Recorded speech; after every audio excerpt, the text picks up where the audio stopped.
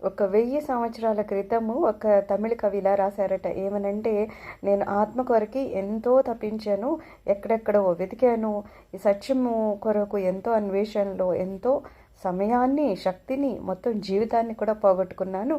ఎప్పుడైతే నా జీవితంలో చరమ దశకొచ్చిందో, ఇంకా వృద్ధుడిని అయిపోయాను, ఇంకా చావుకి చాలా దగ్గరలో ఉన్నాను అన్నప్పుడు నాకు అర్థమైన విషయం ఏంటంటే, ఏ సత్యం కోసము, ఏ ఆత్మ గురించి నేను వెతుకుతూ కూర్చున్నాను అది నాలోనే ఉంది అని.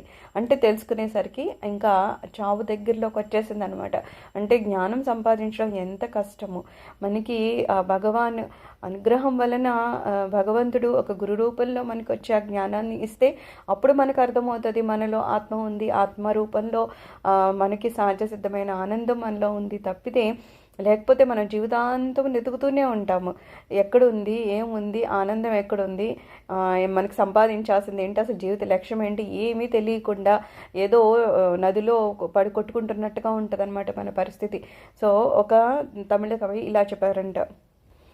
తర్వాత ఆయన మనకు కూడా ఏం చెప్తున్నారంటే, నువ్వు ఈ ఆత్మ గురించి ఎన్నో ప్రదేశాలు తిరిగేస్తూ ఉంటావు, ఏదో తీర్థయాత్రలు అంటావు, అదంటావు, ఇదంటావు, ఏదో గురువులు అంటావు, ఎక్కడెక్కడెక్కడో నువ్వేదో అన్వేషిస్తూ ఉంటావు. కానీ ఎందుకు అన్వేషిస్తున్నావు అనేది కూడా నీకు తెలియదు. కానీ నువ్వు ఆఖరికి ఏం తెలుసుకుంటావంటే, నేను దేన్ని అన్వేషిస్తున్నానో అది ఆత్మ కొరకే అని, ఎక్కడ నేను ఏదో వెతుకుతున్నాను కానీ అది ఎక్కడో లేదు, నాలోనే ఉంది అని నువ్వు ఆఖరికి ఎంతో కాలం అయిపోయాక చెప్పాలంటే నీకు మొత్తం జీవితం అంతా అయిపోయిన సమయంలో నీకు అది అర్థమవుతుంది.